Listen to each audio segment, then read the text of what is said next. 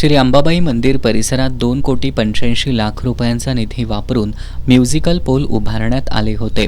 त्यामुळे परिसर उजळून निघाला आणि दिवसभर भक्तिगीतं चैतन्य निर्माण होत होतं. मात्र कित्येक दिवसांपासून हे म्युझिकल पोल बंद अवस्थेत असल्यानं नागरिकातून संतप्त भावना उमटल्या होत्या.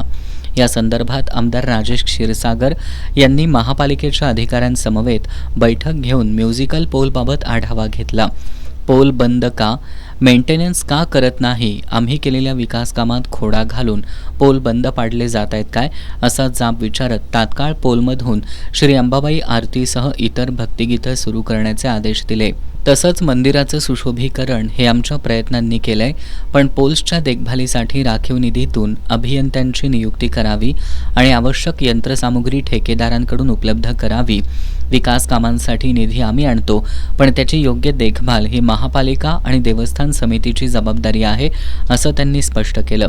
यावेळी महानगरपालिका अतिरिक्त आयुक्त रमाकांत अडसूळ, शहर अभियंता रमेश मस्कर, विद्युत विभागाचे दळवी यांच्यासह अधिकारी आणि शिवसेना शिंदे गटाचे पदाधिकारी उपस्थित होते.